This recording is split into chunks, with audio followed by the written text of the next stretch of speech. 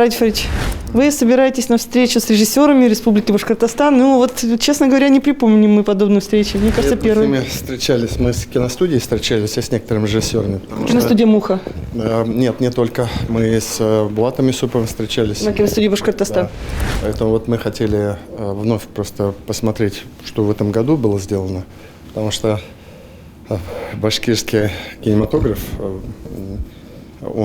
он есть, он очень популярный, он такой в хорошем периоде развития, потому что замечательные фильмы наши, и, значит, «Сестренка», и «Отряд Таганок».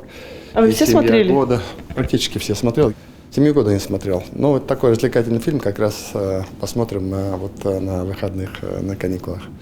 Вот поэтому он есть, и мне хочется их поддержать, мне хочется двигаться. У нас анимация сейчас неплохо, у нас есть договор со студией «Муха». Они готовят большой, интересный, полнометражный анимационный фильм.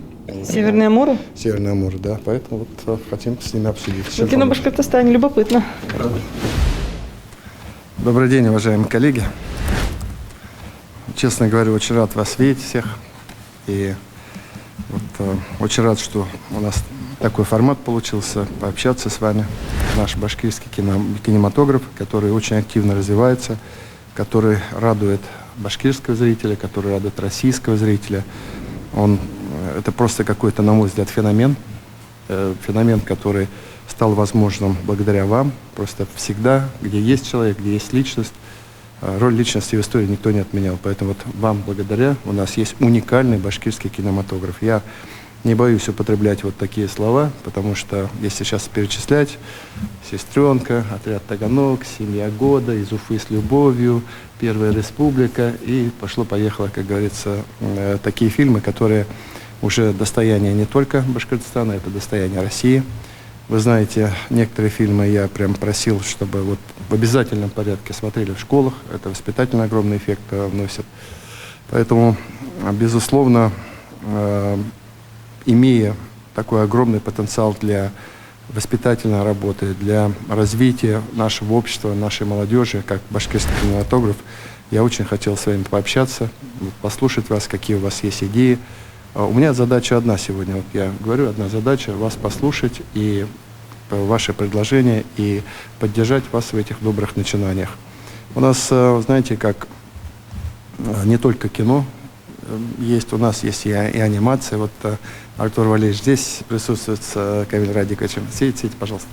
Вот, у нас другие есть коллеги, которые снимают анимационные фильмы.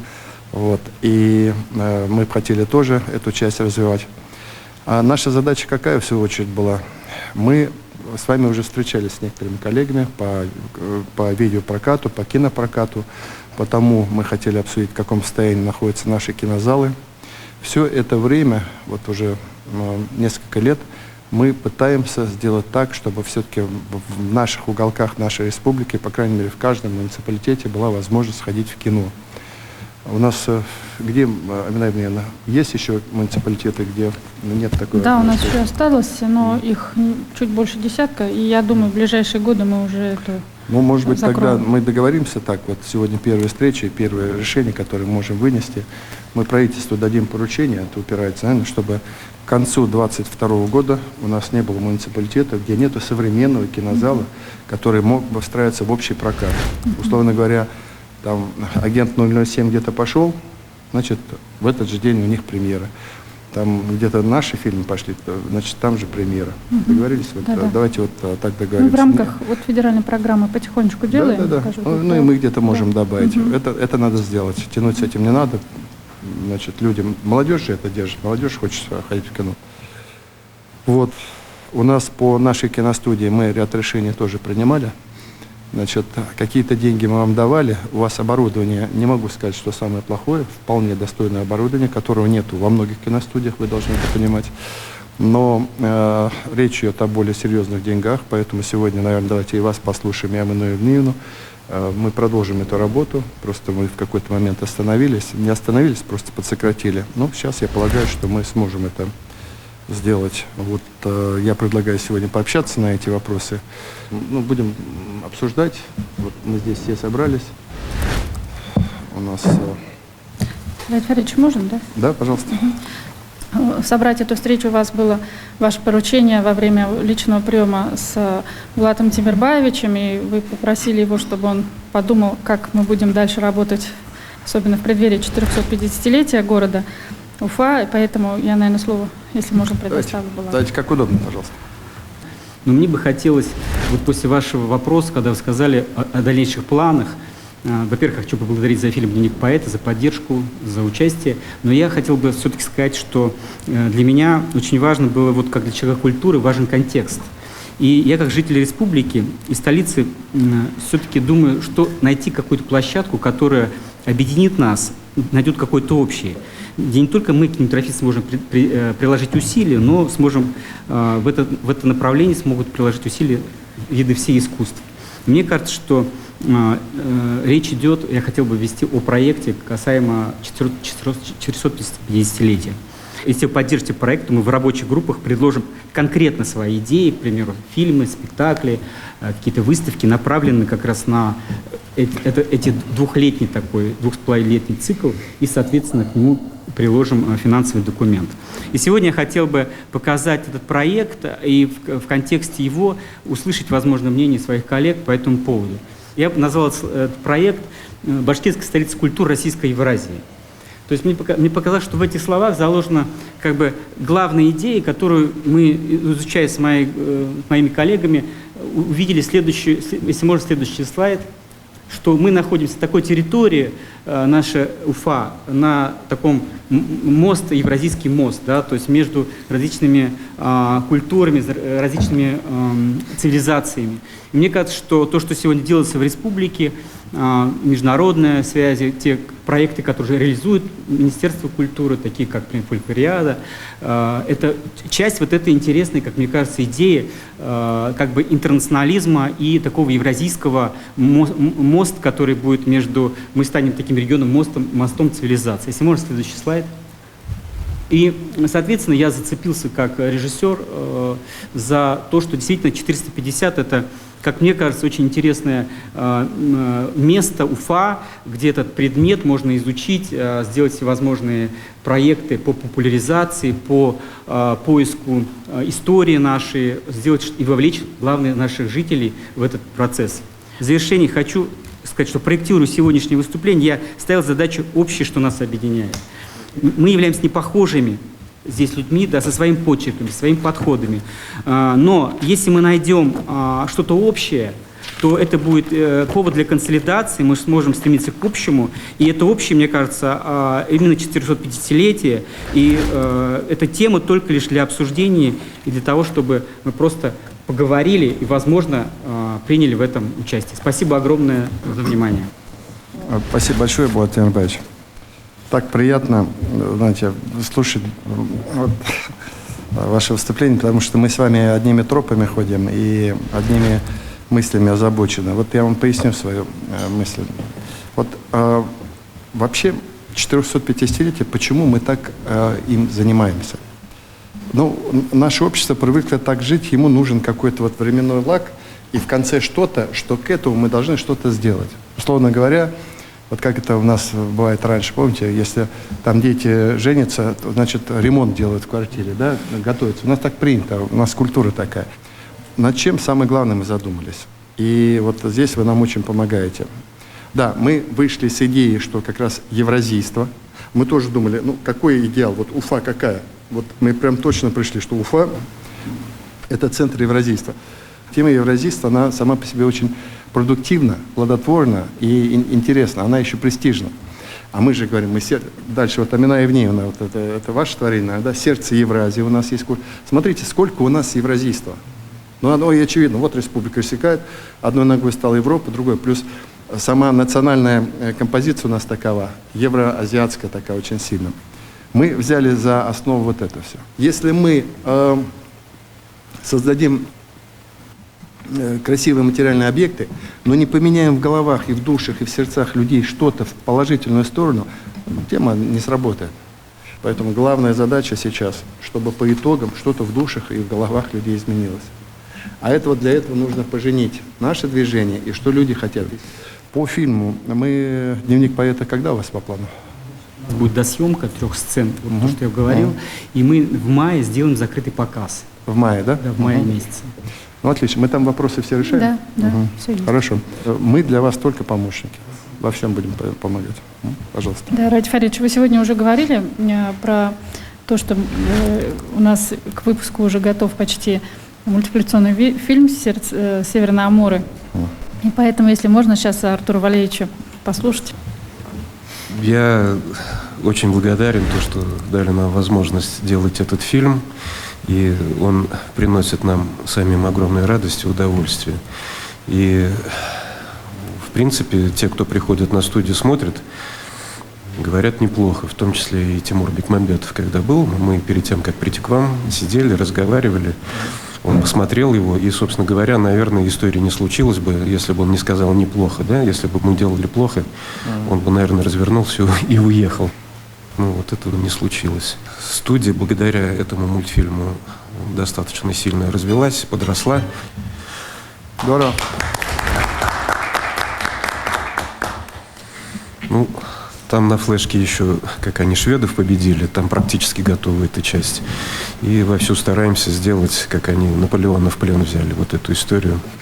И дальше у нас уже разработана история, как потомки этих товарищей воевали вместе с генералом Шеймуратовым. И если будет возможность, мы этот проект тоже...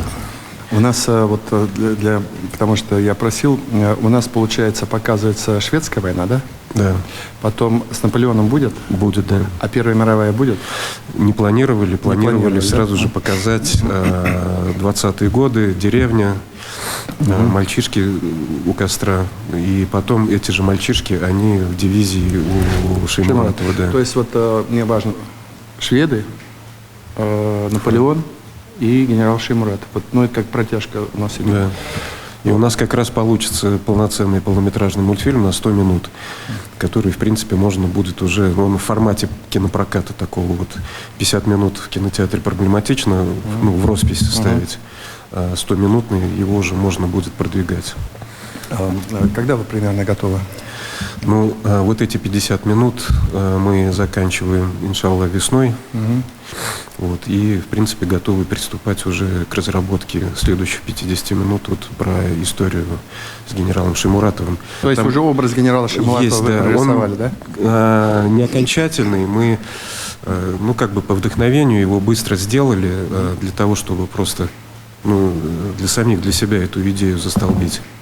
Вот. А по большому счету персонажи полнометражных мультфильмов, они достаточно долго дорабатываются.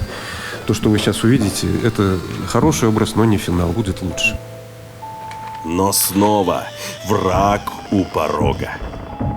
И снова правнуки северных амуров в бою.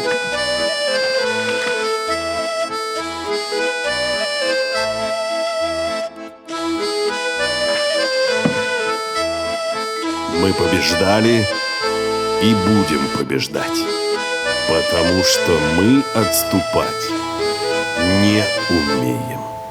Браво. Да.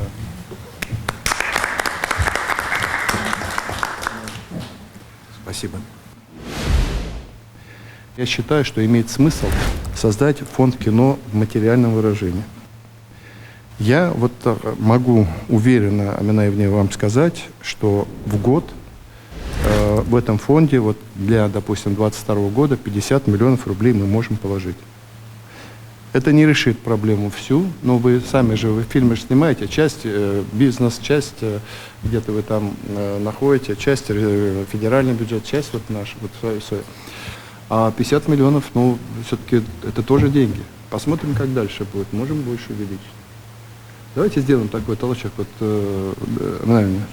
Будет инструментом это? Конечно. Конечно. Кому-то там оттуда отойдет 5 миллионов, кому-то миллион на что-то, кому-то 10 миллионов. Можно будет планировать хотя бы. Уже что-то планировать, хоть какая-то копейка у них будет в этот. Вот такое решение, наверное, надо принять. И единственное, продумайте схему, где вы решаете, чтобы правильно это было. Артур Валерьевич, значит, я вновь хотел сказать, мы, безусловно, заинтересованы в студии «Муха». Безусловно. Я очень признателен. Это ваша общая инициатива. У нас же в БГПУ уже специальность есть, анимация, да? В училище искусств, да?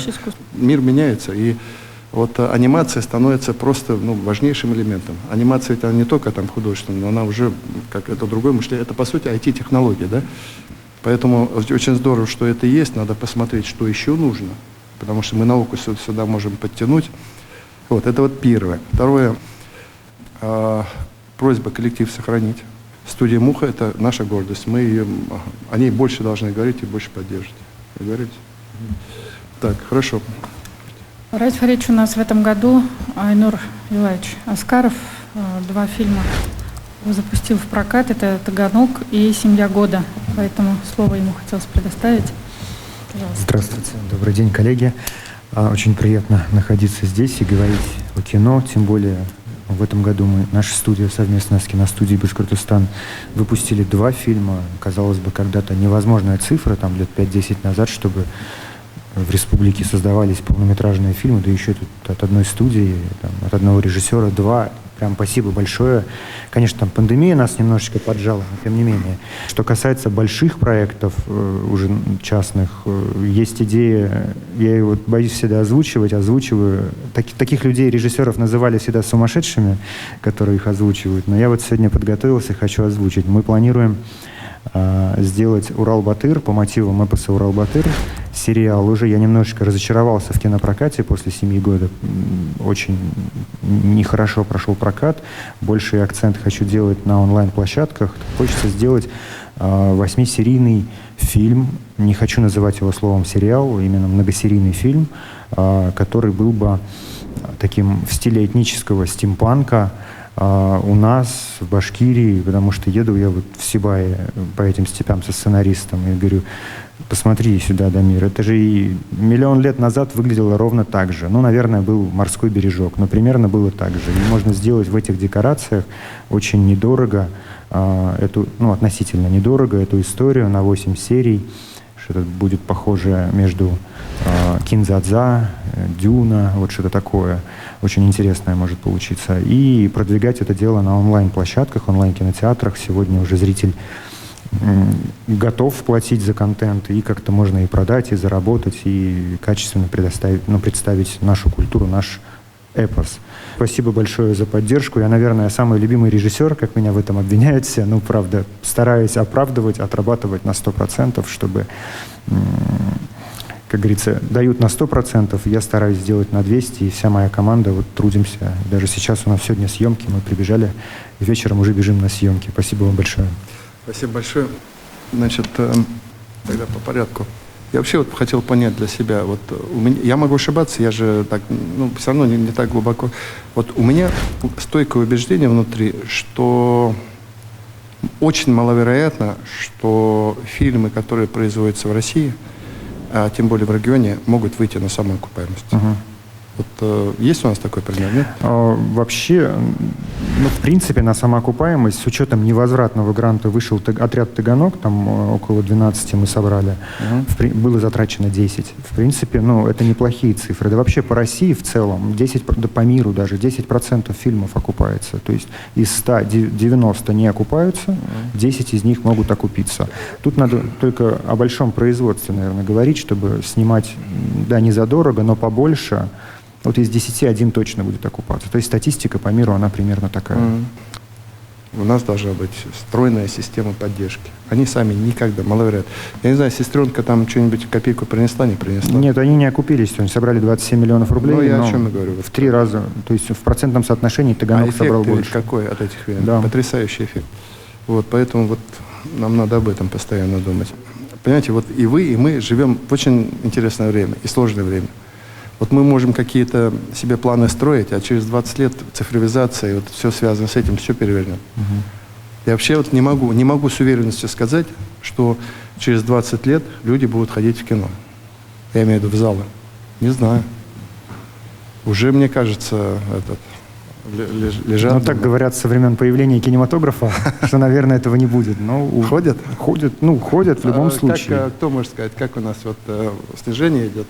Было небольшое снижение, когда пандемия вот эти 2 года, и начали переживать, на самом деле, я с Айнуром согласна, мы тоже немного расстроились, семья года, что не так прошел, как мы ожидали.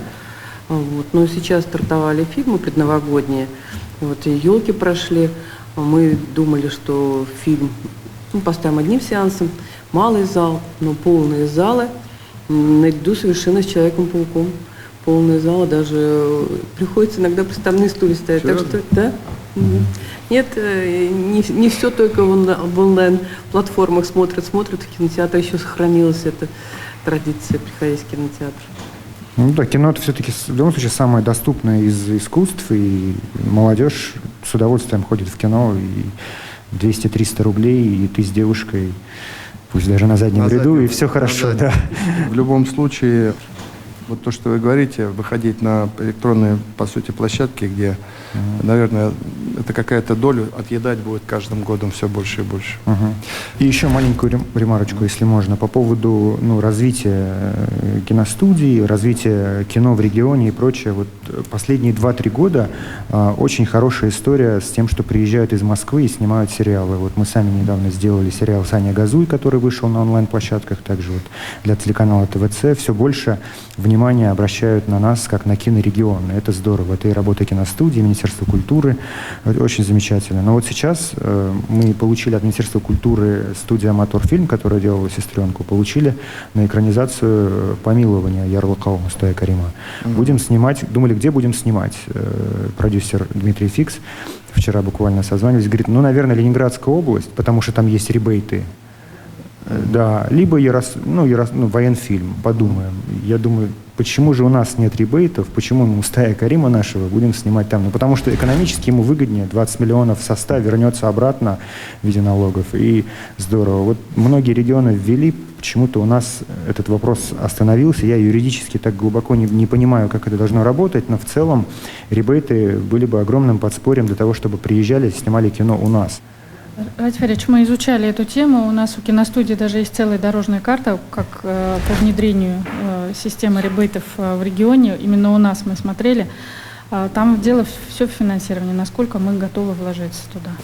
Ратиф Ильич, по ребейтам добавлю, да, если позволите. Мы в конце весенней сессии встречались с коллегами, тоже Айнура там не было.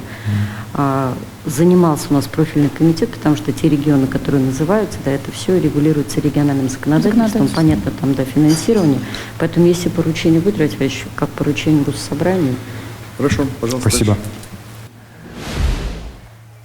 Ратиф Ильич, если уж мы затронули тему кинотеатра «Родина», может, Татьяну Анатольевну послушаем? Да. Это у нас единственный такой государственный кинотеатр, который является базой вообще наших всех основных фестивалей, всех премьеров, показов наших фильмов. Пожалуйста, Татьяна Анатольевна.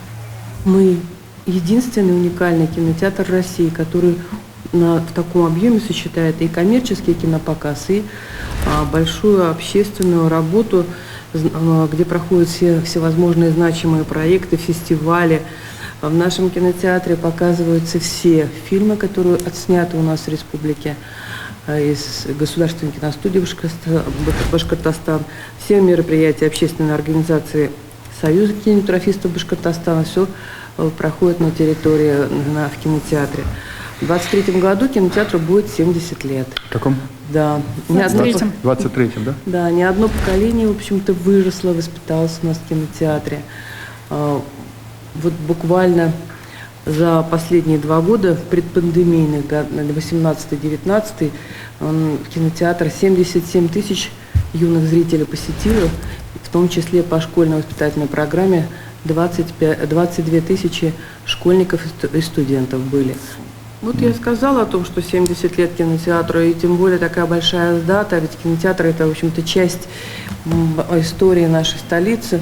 Конечно, очень мечталось бы, чтобы кинотеатр отремонтировали к 450 лет. А вот скажите, пожалуйста, отремонтировать внутри или снаружи? Я не помню, фасад вроде нормальный. Внутри мы все сделали. Не надо внутри, да? Нет, не То надо. есть речь о фасаде идет? О фасаде, да, о фасаде.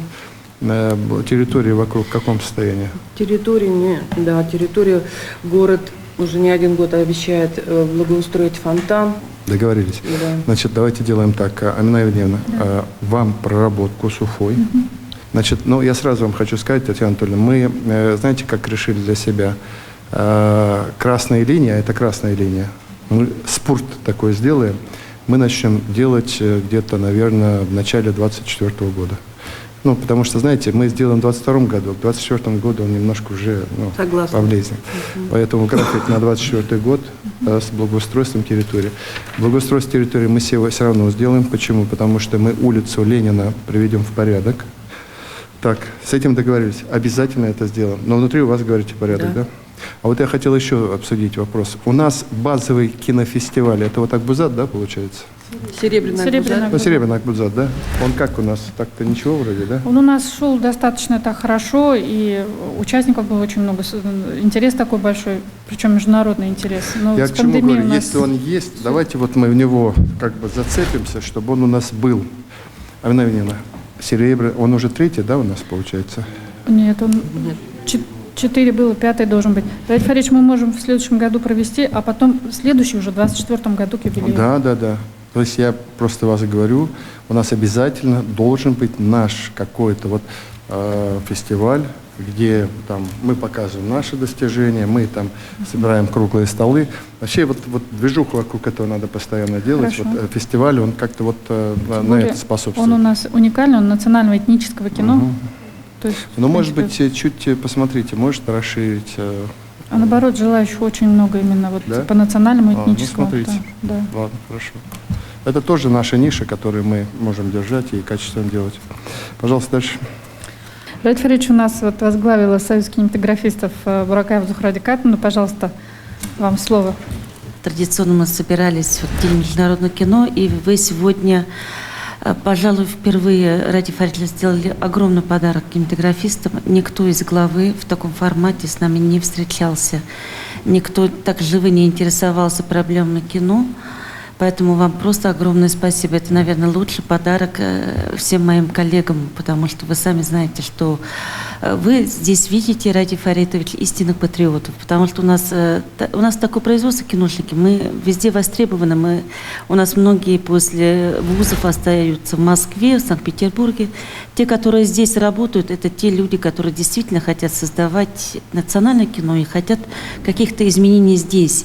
А про союз я хотела вам сказать такое, что мы самый молодой союз, но самый активный.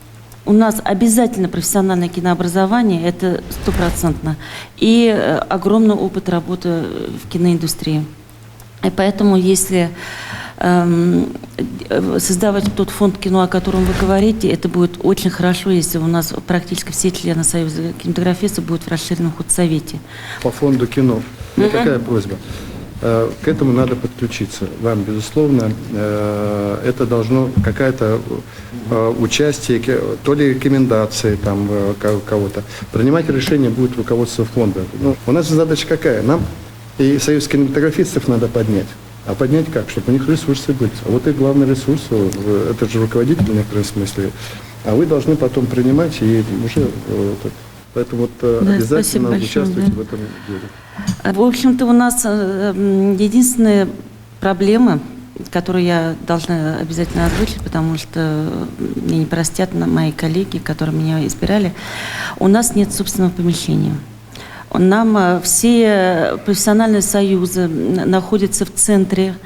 Мы тоже, в основном у нас работа связана с какими-то кинотеатрами, с этими тоже. Но мы не хотели бы просто просить кабинеты, потому что, в принципе, сейчас время такое, мы работаем так, где наш ноутбук.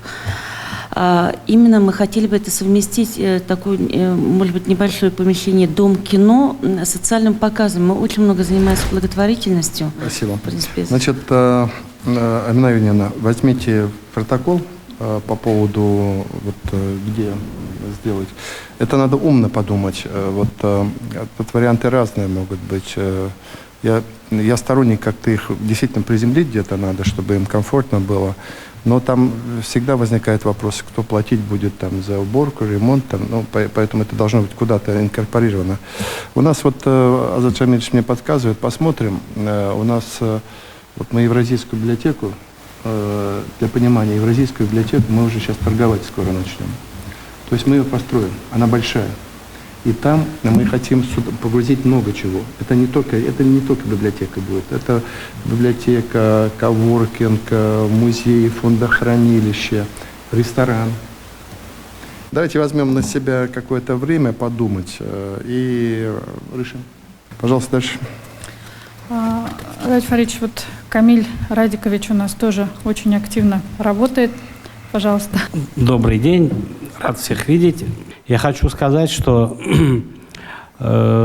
студия Бохов в содружестве